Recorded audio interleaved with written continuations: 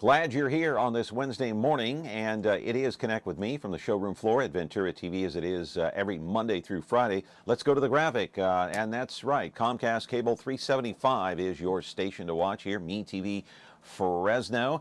Comcast is not the only station that carries our program. It's 43.6 and 13.1 over-the-air broadcast if you have a digital television antenna. It's got to be one of the outdoor versions, though. The replay comes up, over-the-air broadcast as well, 2 o'clock in the afternoon, 13.6 YouTube, 8 o'clock tonight, 4.6 Biz TV. Following that, you can go to youtube.com/MeTV Fresno, scroll down to uploads, hit the icon. You can catch all of our programs on there. A couple of quick notes before we get into the program here. It's about volunteering, but I want to mention some sports once again. It's amazing the Cleveland Indians won their 20th game in a row last night, and they tied the Oakland A's record of 20 wins in a row back in 2002. That was during the, remember, that was the making of the Brad Pitt movie, Moneyball. Remember that a few years ago, back in 2008 or 9? It was about Billy Beane, the general manager of the Oakland A's. The Dodgers finally broke their 11-game skid by beating the Giants last night. And have you heard this morning, the announcement that Los Angeles will once again host the Summer Olympic Games in 2028. The last time Los Angeles hosted the games was back in 1984, the year of Carl Lewis. Remember that?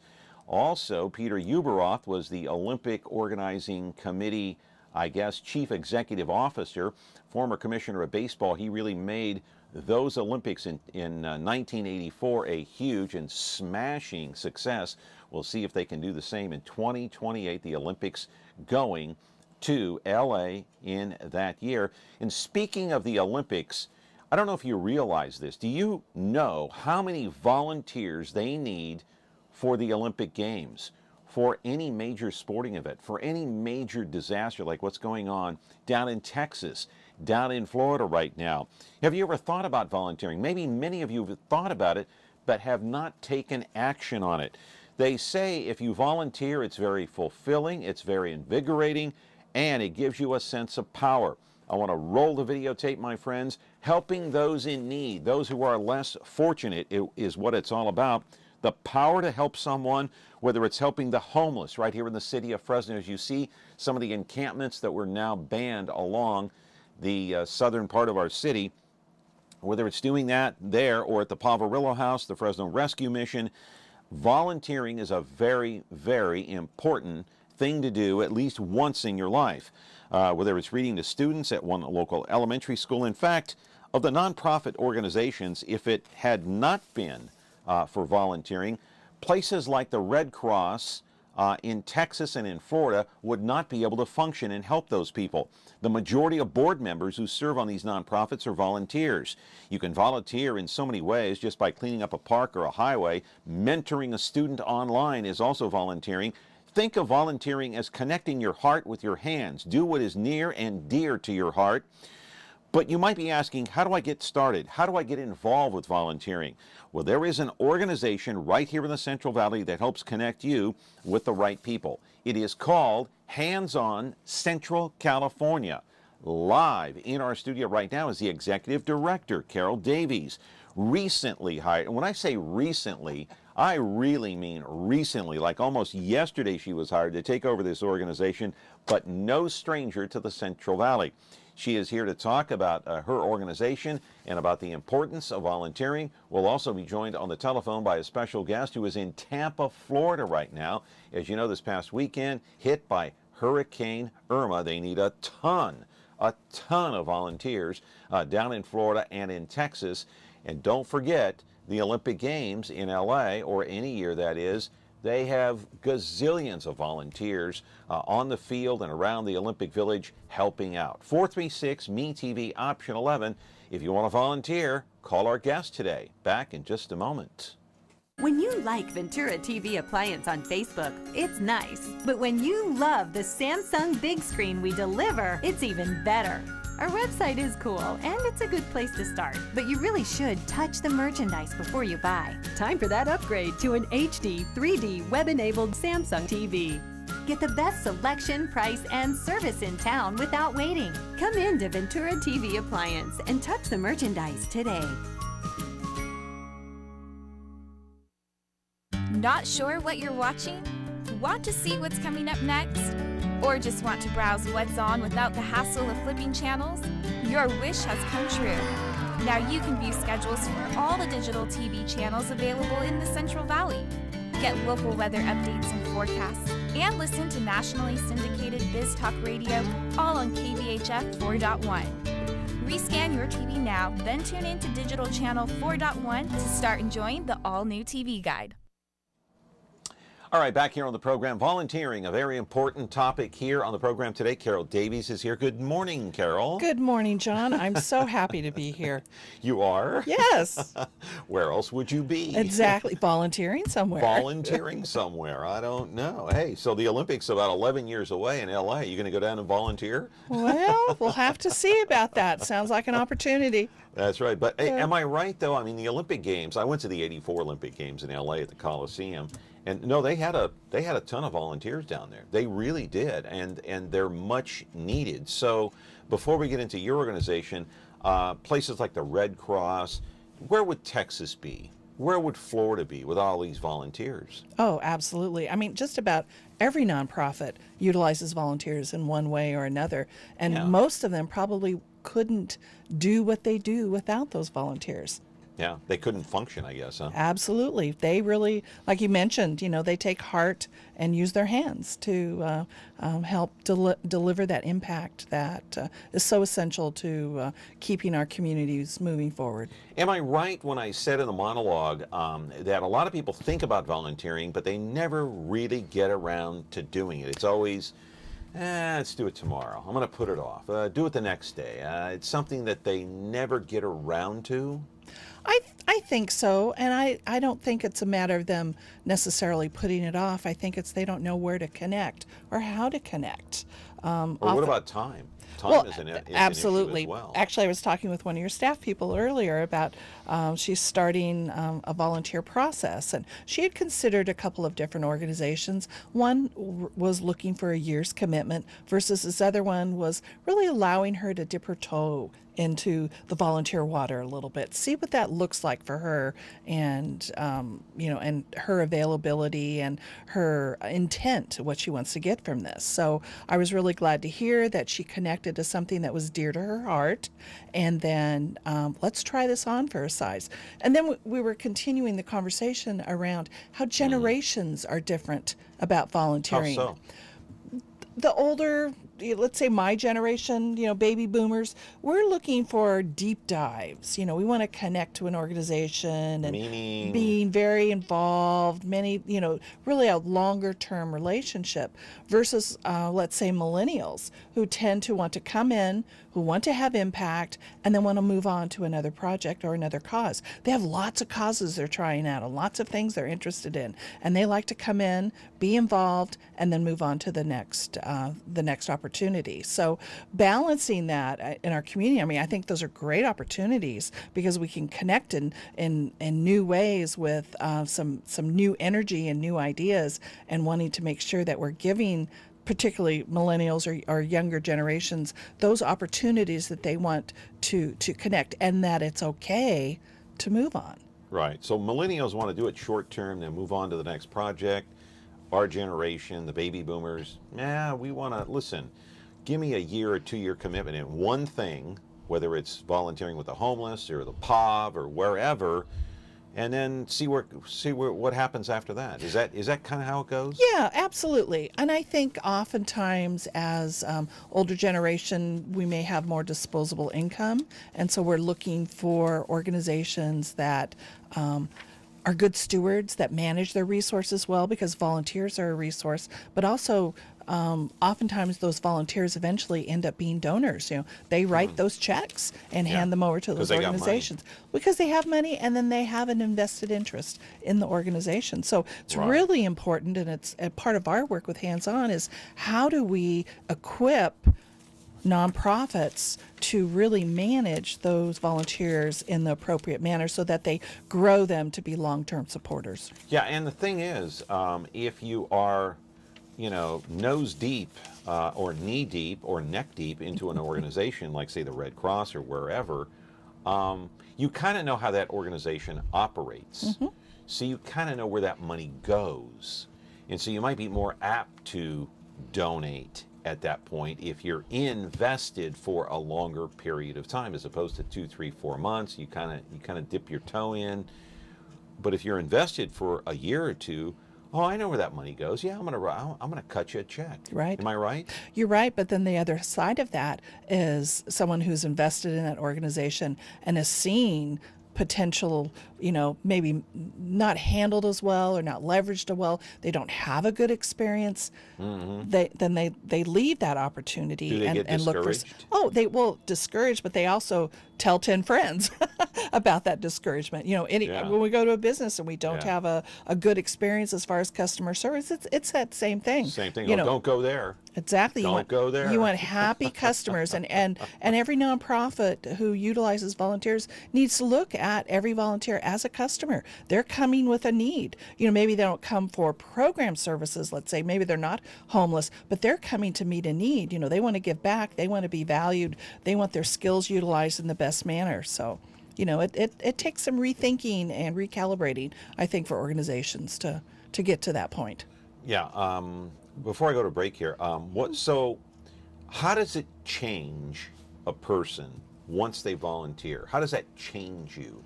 Does it change your mentality? Does it change your view of the world? Does it give you a sense of better self-worth? Is there a change or no? Oh, I think all of the above plus. I think there's a change on the individual level about stepping outside of their own comfort level, and oftentimes with individuals who come to us that are interested in volunteering, we try not to make that quick connection about, oh, you're a librarian, oh, maybe you'd like to volunteer at this community library.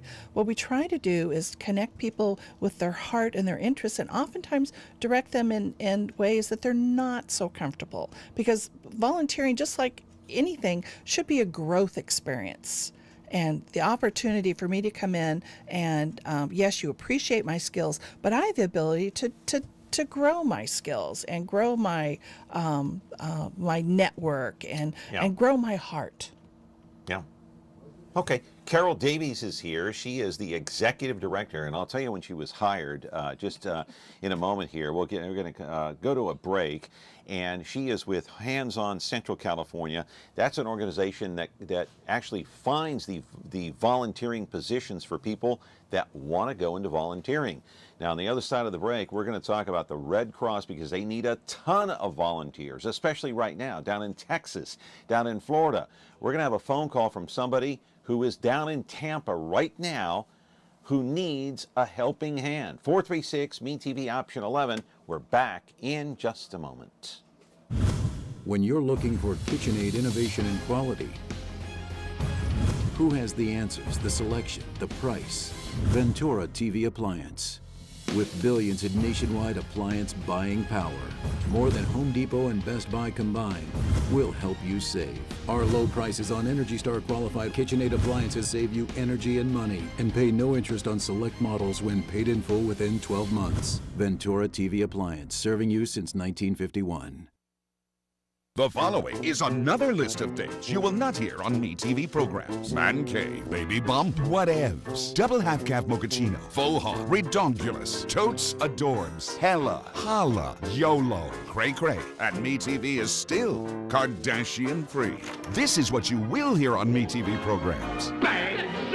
Welcome, Denham. The Twilight Zone. About Bulls. I object, Your Honor. Mr. Grant. I hear you right. You heard me right. MeTV. Thanks for listening. After Labor Day. All right, back here on the program. Connect with me on MeTV Fresno, and we have a special guest on the line now. Carol Davies is our guest in the studio. She is the executive director of Hands On Central California. Before we go to the phone call, explain what your organization does specifically. Okay. Hands On Central California has been around since 1962, and really our mission is to inspire, equip, and mobilize individuals to make a change in their community. So when we talk about inspiring, it's inspiring people to serve, to step out of their daily lives and provide opportunities to connect with organizations or causes. Equipping is really about working with those organizations so that they're leveraging those volunteers in the most impactful way. So Hands on Central California was started back 55 years ago.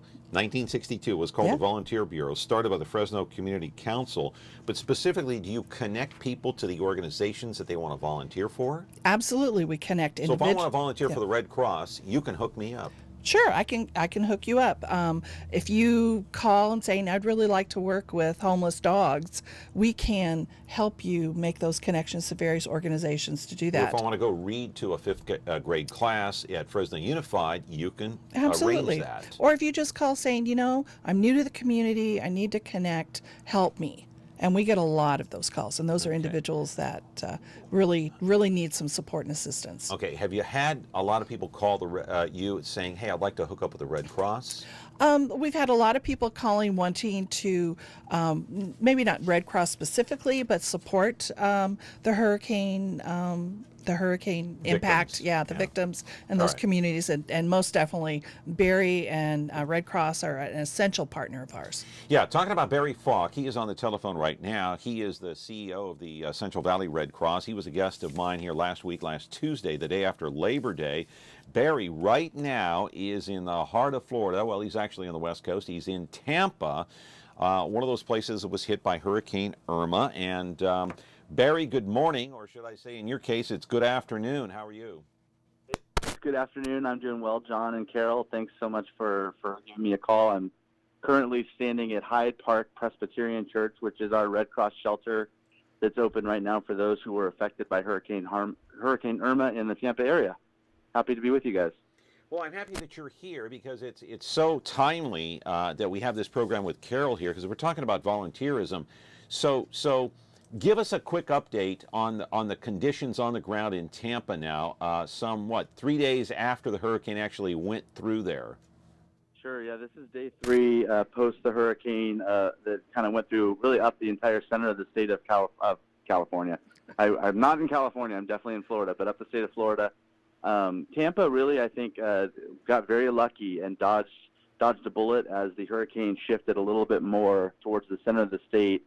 And there was a great amount of risk here, but certainly still folks who have had their homes affected. And right now in the state of Florida, we have hundreds of people in Red Cross and community shelters that are seeking kind of refuge, as there's still a tremendous amount of power outage here in the state. There is folks who aren't real sure if their home is safe. There are folks who have homes that are flooded. And so the Red Cross, as well as our partners, and there's a number of community partners that also make this work happen, are here just making sure that people have their needs met.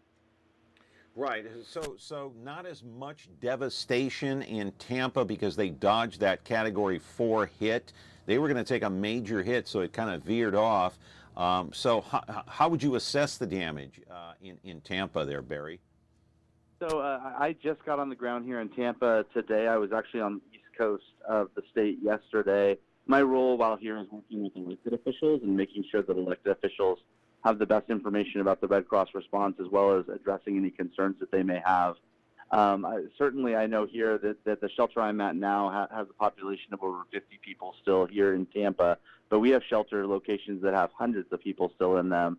Of course, some of the greatest affected areas are in the Florida Keys area, and there we're doing really great work in South Florida just to ensure that people are safe. But I have to say, and Carol, I know you would agree with this, it's ultimately volunteer workforce that makes this happen. Over 90% of our workforce here in Florida right now are volunteers and people who have committed to taking 2 weeks to serve to make a difference. And I am just such a huge proponent of not only volunteerism, but of course making sure that people have the ability to kind of serve an organization or wherever they want to serve.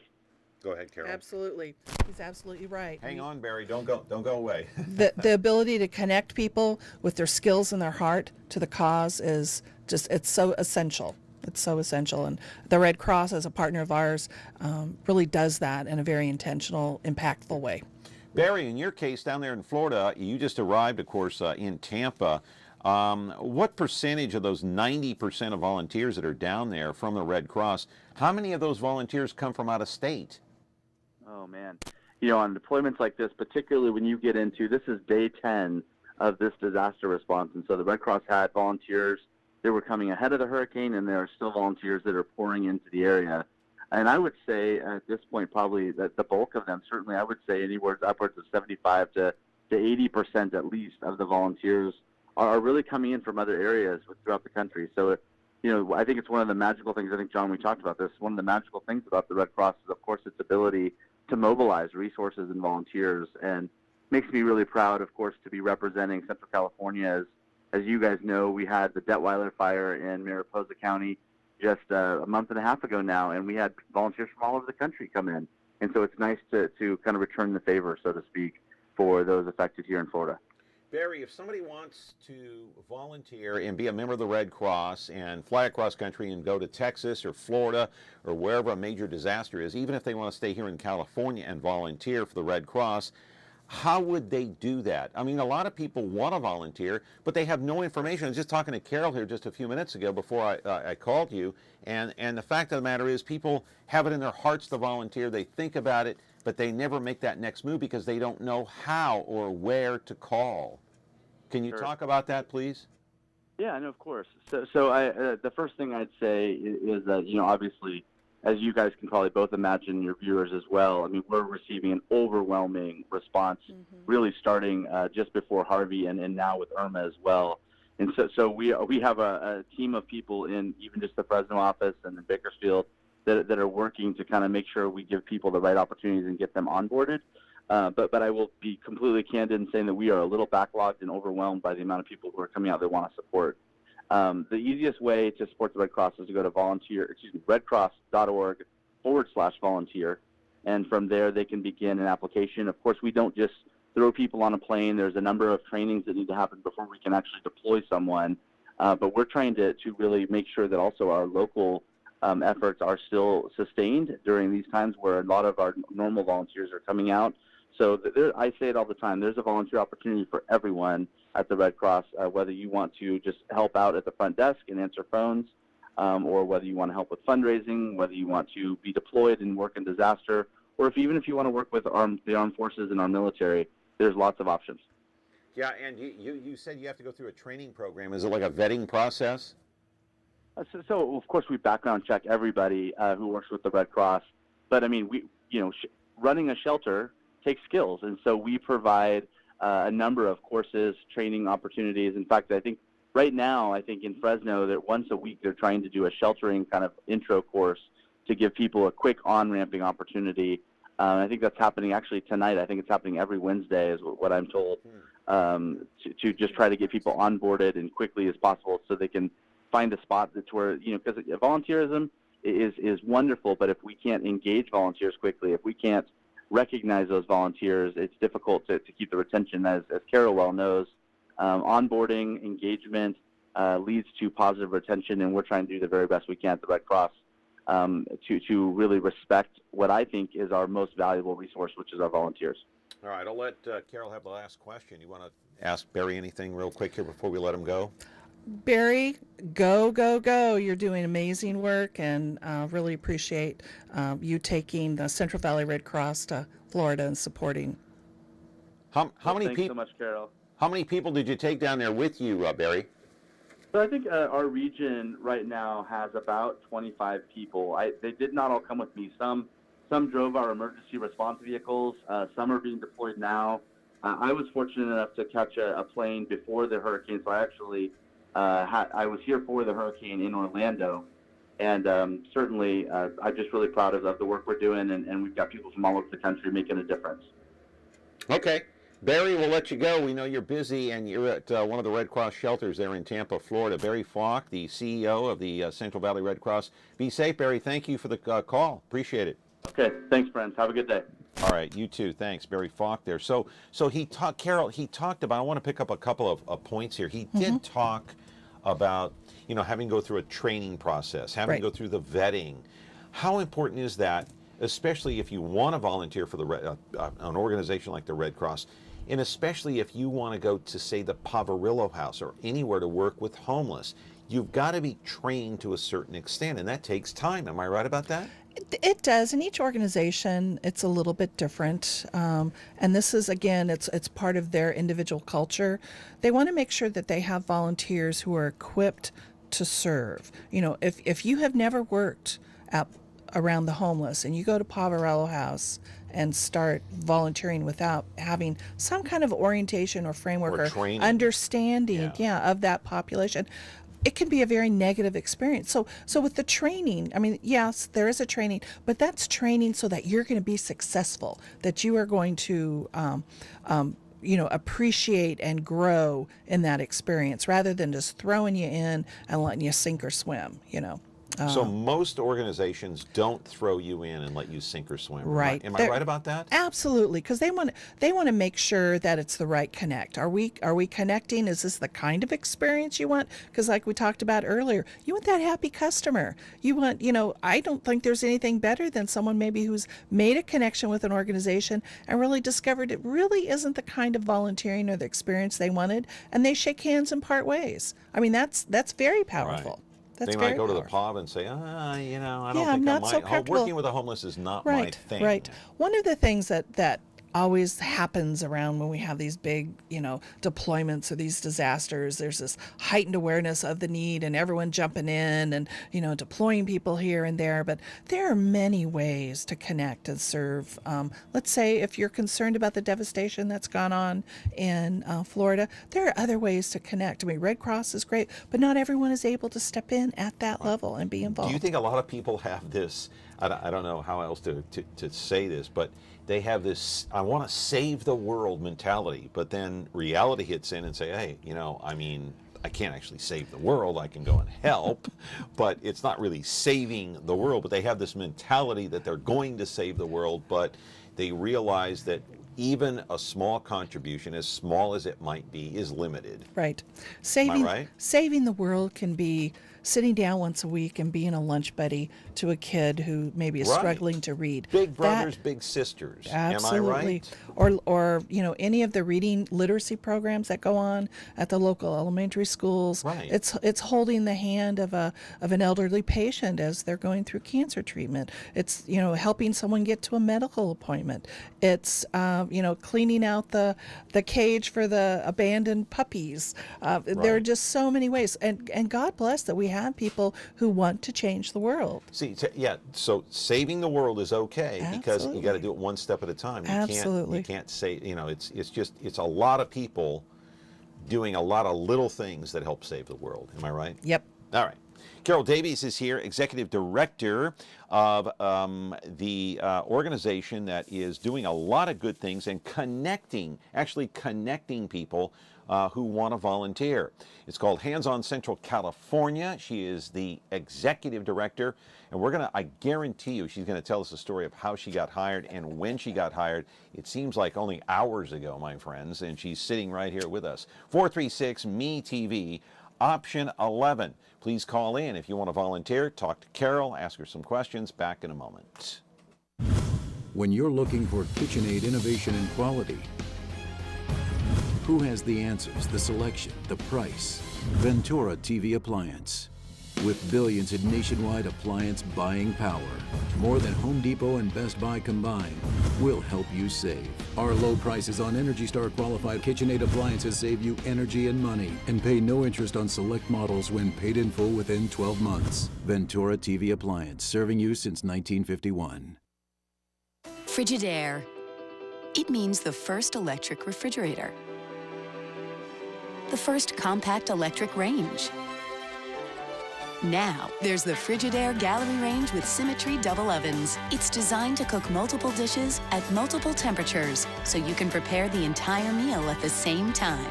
Frigidaire, over 90 years of legendary innovation. See the full line of Frigidaire appliances at Ventura TV Electronics and Appliances. All right, Carol Davies has had an illustrious career, and tell us about when you got hired specifically.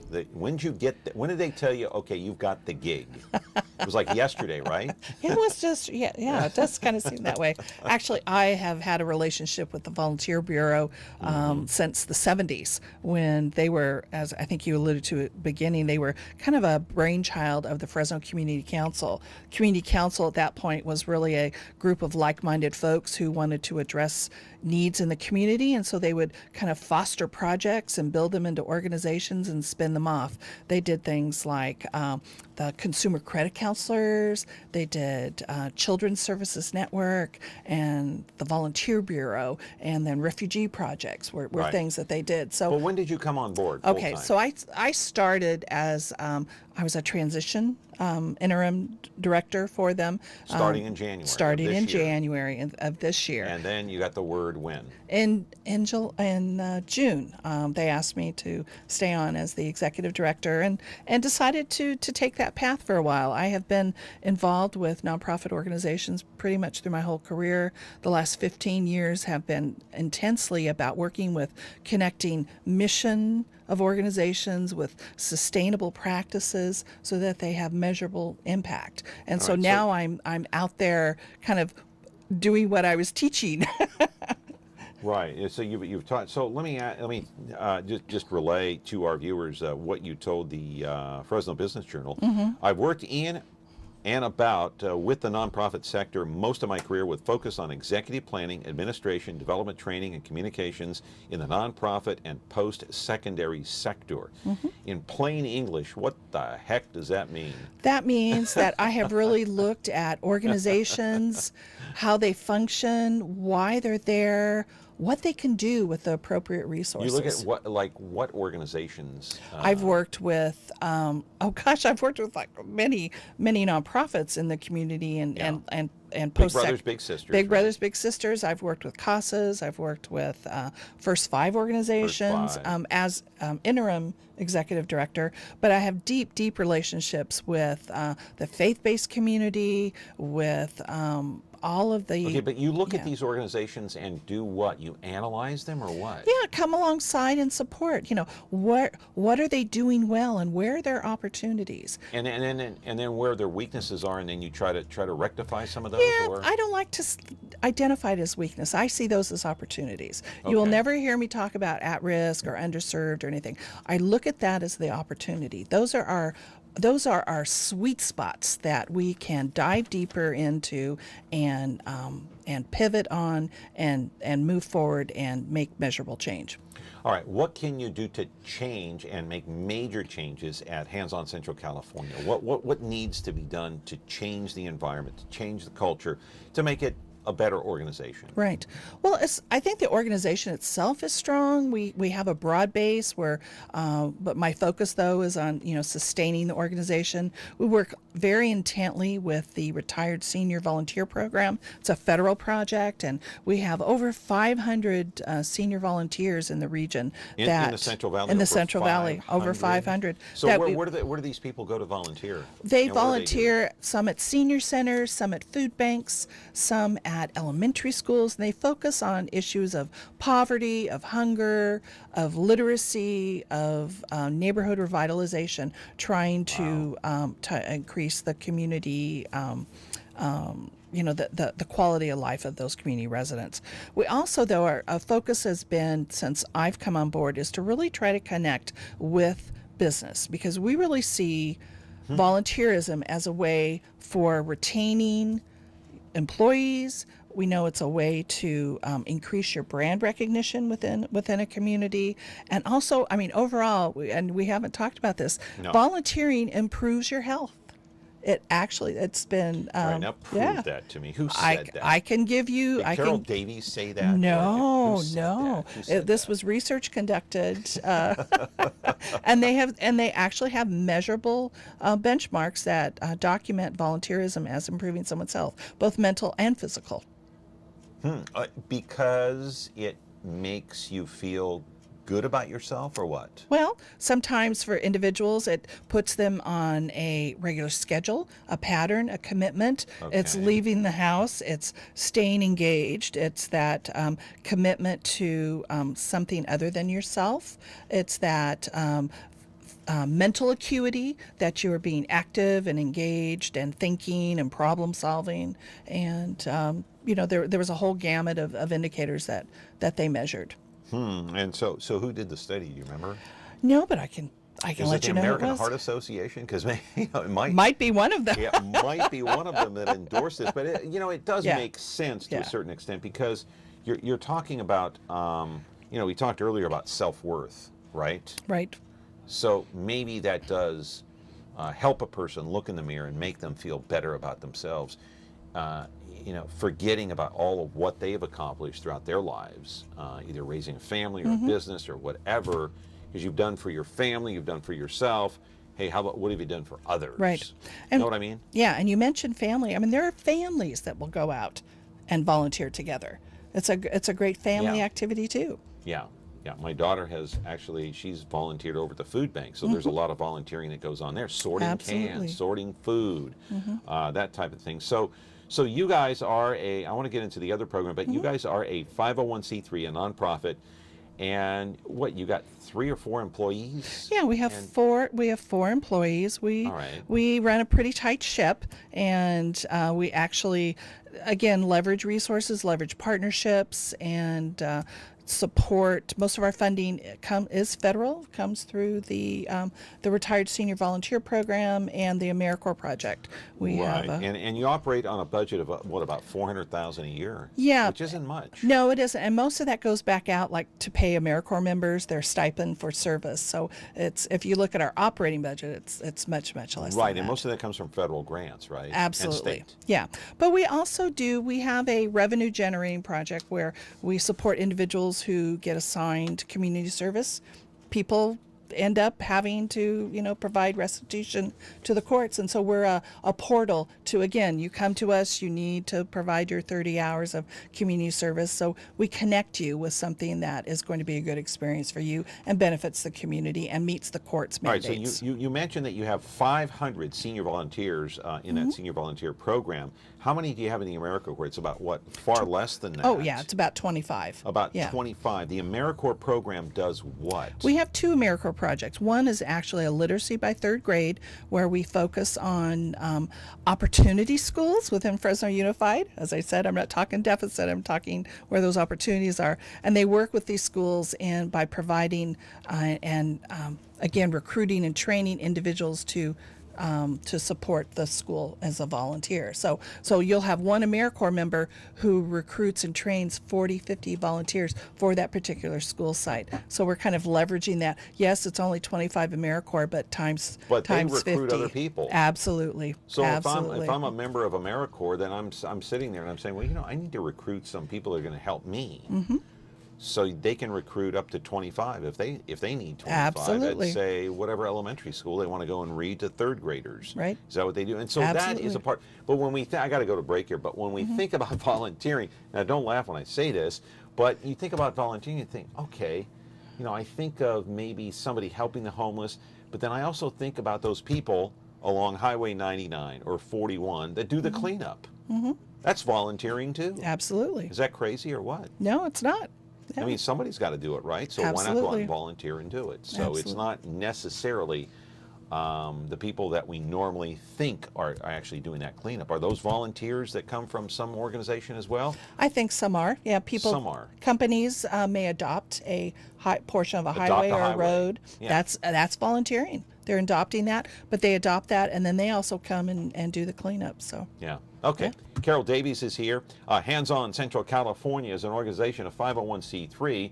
Telephone number if they want to contact you, Carol, or volunteer, or they want to hook up with somebody like the Red Cross or anybody. How would they get in touch with you? absolutely, they have 2 ways. They can call us. It's 559-237-3101, or they can email info@handsoncentralcal.org.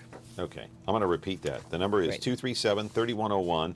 And the email is info@handsoncentralcal.org. Carol Davies is here. She's the executive director, hired about 8 hours ago, not really, in June, but it seems like it's just hot off the presses here, right? I mean, it's amazing. The Business Journal did a big feature about you. Yeah, this was, I mean, I don't want to brag, but it was kind of a big thing in the nonprofit community that this is where I've landed, because I've touched so many so deeply, and everyone's going, well, this makes sense because Hands-On has the depth and breadth of the work that I do. Right. Well, you've been doing it all your life. Yeah. Right here in the Central Valley. All right. Back in just a moment. Hey, if you want to call in, 436-ME-TV, option 11. Back in a moment. When you like Ventura TV Appliance on Facebook, it's nice. But when you love the Samsung big screen we deliver, it's even better. Our website is cool, and it's a good place to start. But you really should touch the merchandise before you buy. Time for that upgrade to an HD 3D web-enabled Samsung TV. Get the best selection, price, and service in town without waiting. Come in to Ventura TV Appliance and touch the merchandise today. When you like Ventura TV Appliance on Facebook, it's nice. But when you love the Frigidaire Gallery appliances we deliver, it's even better. Our website is cool, and it's a good place to start. But you really should touch the merchandise before you buy. Time for that upgrade to an Energy Star qualified French door Frigidaire Gallery refrigerator. Quality appliances for the way you live. Get the best selection, price, and service in town without waiting. Come in to Ventura TV Appliance and touch the merchandise.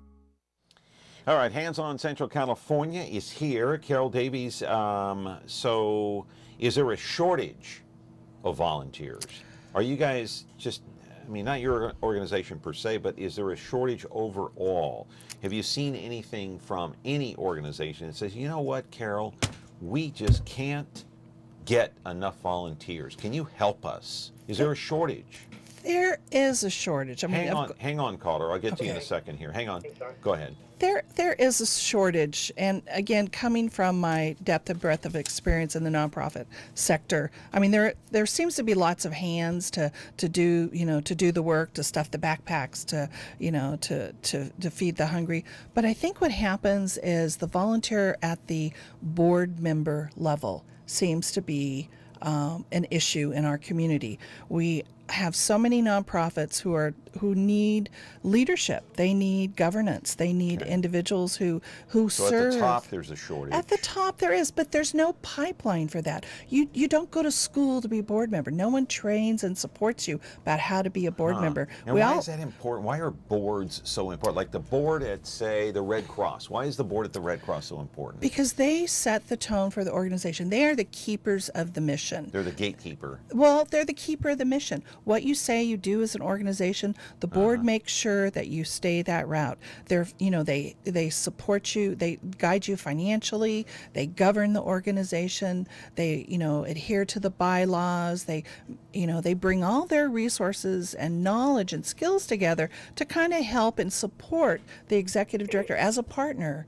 with the executive director move the organization forward. All right, I want to follow up with that. Caller, you're on the air with Carol Davies. What's your question? John, good morning. Good morning, John. And Carol, I think it's Carol. Yes, good morning. Listen, I came in a little late, and just a couple of questions. What is your job description, and who pays you if you do get a salary? Okay, and those are the two questions right now I have. Okay. And I appreciate you being on his show. Thank you, sure. Carol. Absolutely. So my job description as an executive director, I lead the organization. I am answerable to the board of directors. And you have a board to answer Yes, to. I have a board that I answer to, and I move forward the board's intent. So we as an organization, we have a strategic plan. This is what we want to accomplish within a certain period of time. These are the areas that are going to be our focus. So you lay out the goals. You're like the coach. You make out the game plan. Yeah, make out the game plan. But because we're a small organization, I link arms, with our staff and do that. It's not unusual to have me sitting in the reception desk answering a phone or counseling with a client, or it's not just the hire. Oh, I'm on a talk show or I'm out raising money. It's when you're a small organization, you kind of do everything. I know how to use a toilet plunger, and but yet I also work on our financials and support every aspect of the organization. As far as my funding, just like any sustainable organization, you want to have your money not come from one pot. Yes, we get some federal funding, but also we earn some of our income. We also fundraise some of our income, and we also have some small grants through some other foundations. So we're not, think of a three-legged stool. It's not just one leg that we're standing on. We've got multiple legs, which allow our organization to be around and stable, so that if one of the funding streams dries up or lessens, we're not going to fall. Our doors are still going to be open, and we're still going to be serving the needs of this community. So the second part of his question, who pays you? The organization. The organization pays you out of that. Out of that, yeah, and I'm kind of spread across. I mean, just like any organization, that money is allocated where appropriately. We have constraints from some grants that yes, you can pay part of the operational costs, or maybe it has to go all the staff. But like the Americorps Project, all that money goes right back to the Americorps members. Okay. Getting back to the follow-up before the phone call, 436 MeTV option 11. Carol Davies is here. Executive Director of the Hands-On Central California organization, a company that is a 501c3, but it hooks up people with organizations if they want to volunteer in that particular place. Anyway, so aside from the board members, the boardroom, is there a shortage of just plain volunteers who want to go here, there, and everywhere to volunteer? Is there a shortage out there? There's always a need. I mean, I really can't say a shortage, Especially but there's here in always a Central need. California. There's always a need because we have so many. But organizations are not calling you and saying, you know what, we don't have enough volunteers. Oh, all the time. They Organizations call us all the time I'm looking not talking for. about board members. I'm No. talking about people hands-on in the street. Absolutely. We have organizations that call us via our website. They can also put a request in, say, we have an event coming up. We're going to need 8 volunteers to help set up tables. So we're Is it hard to we're find constantly. sometimes? Sometimes it is. It I mean, is? just to be honest, sometimes it's So where hard do you to fill a find these niche. volunteers? Fill a niche. So let's say that I'm just going to use the Red Cross again because I mean we had Barry on today. Yeah. So the Red Cross calls you and they say, Carol, we need 15 volunteers for this Saturday. Where are you going to find 15 volunteers? Right. How do you pick up the ball and go, where are you going to find these people? Okay, we have a strategy for that. We utilize social media a lot to advertise opportunities, trying to make that sell. We have an organization that's interested. We have relationships with corporations and businesses that love to step in and volunteer and do projects, and so we will do calls out to them and, But do you have support do you have like that. a call list on your computer or something? Absolutely, I From do. A to Z. Okay, we need 15. Okay, Dorothy, you're going to call these first 10. And then, Well, but oftentimes it's interest. It depends on the area because we know our companies, we know our partners, we know what their interests are. We know that I'm there's talking this. to individuals. You have a list of individuals that volunteer all the time, right? Oh, absolutely, yeah, absolutely. And how long is that list, by the way? It's thousands. Thousands here in the Central Thousands, Valley? yes. So there's really never that much of a shortage then, right? Well, it depends on availability of absolutely, the person. absolutely, Right. absolutely. Okay. So I just Yeah. want to know how it works. Yeah. So that's kind of how it works. yeah. You develop a database, and then you basically call these people, but it takes time to call. Or communicate it out. Again, social media is so wonderful that Twitter, we you on have Twitter? Instagram, Facebook. We do it all. Wow. We do So it it's all. not- But again, sometimes you may not be able to get a hold of these people if you call. They might not answer. They might get. How about texting? You text? Absolutely. Okay. Yeah. All right. Talk about the Lunch and Learn series. Yes, we have actually talked about the article in the Business Journal, and a local person reached out, very interested, particularly around the opportunity for businesses to use volunteerism as a way to increase retention and basically their bottom line. Yeah. And so we are going to be putting on a lunch and learn targeting local business people who are interested in how to create that culture of volunteerism within their company. And so we're going to have some guest speakers, people who are doing that, corporation. People we know, do you think? Or People you know, yes, people you know. Voices far more successful than mine, and providing them the opportunity and that testimony to see how that connection can happen, and then we'll be there to help businesses create that. So we're very excited. It's going to be November 2nd. If you are a local. Where? It'll be at Pardini's. Okay. And we're going to, 2nd. and we're, if you're interested, please contact our office. And we're looking for business owners with 25 or more employees who are interested. Yeah, it's kind and of again, your office kind of number is 237-3101 here Yes. here in the Central Valley, and so that takes place. So you're looking for businesses to come to this luncheon so they can learn more about using volunteering as a way to increase their bottom line. Increase their bottom line and help their business. So is this the first of its kind? Yes, it's the first of its kind that I know of that we've done here in the Valley. And why is that so important? Because I think that the opportunity for businesses to create brand value is it's really coming to the forefront. There's a lot of conversation about that now. I was talking with Leanne Egger with the EDC just this week, and we were talking about when companies come, that's one of the questions and one of the interest points of theirs. How do we bring value to the community outside of the product or the service of the employees? What are our opportunities to create brand recognition, but also serve the needs of the community? So again, hands-on as a partner with them. I'm curious as to what Leanne said, because I've got a promise from her that she is going to come on this program. She's never been. She should. You're talking about Leanne Eager. Yes. She works with the County of Fresno. And so I'm trying to convince her to come on. She has been on a radio talk show, but I'm trying to get her on here. What was her response when?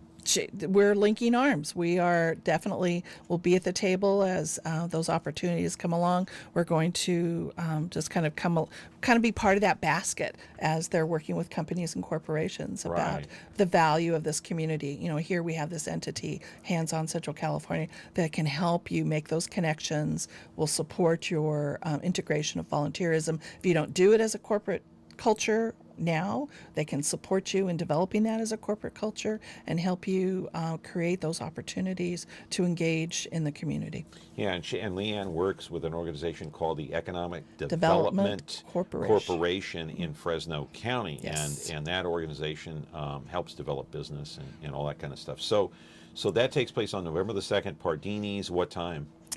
It's 11:30. 11:30 in the morning. Yeah. Okay, what about the Hands Across the Valley program? What is that all about?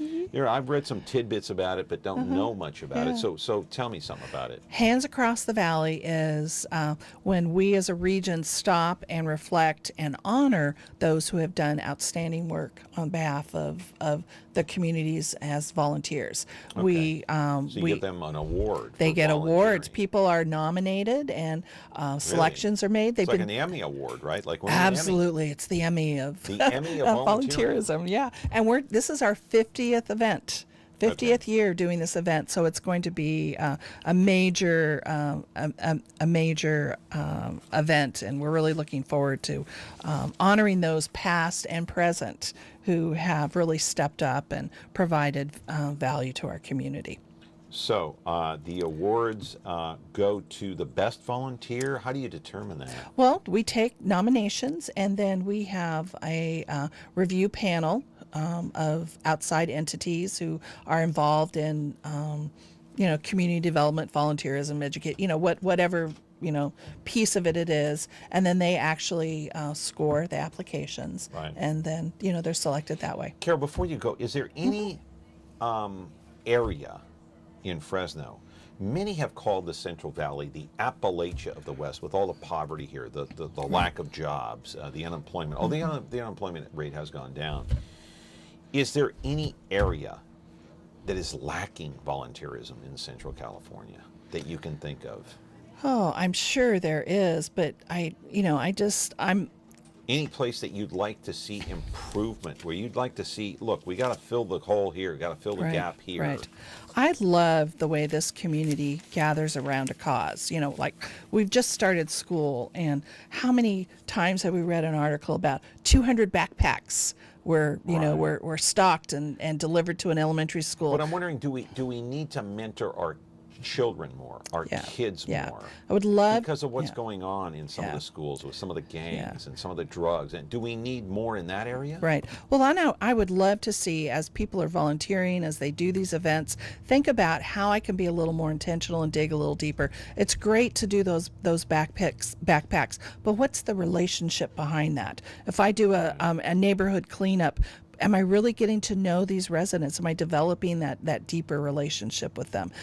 I think those are some real opportunities that we have as a community. Yeah, just because I was thinking about some of the crime and some of the, issues that are going on at Fresno Unified, Clovis Unified with our children. And not every situation is negative, but I'm thinking maybe that area needs a little more volunteerism. Absolutely. I had a story one of my Americorps members shared with me, a little girl last year who really struggled in reading and had this mentor who would come and read to her at lunch, Mrs. Sanchez. And she just told me that the little girl showed up at school with her face just lit up because she saw Mrs. Sanchez at the gate, and Mrs. Sanchez said, "I'll see you at lunchtime again." So here's this relationship that went on for a year, and now it's continuing. So. All right. Carol, thank you for being here.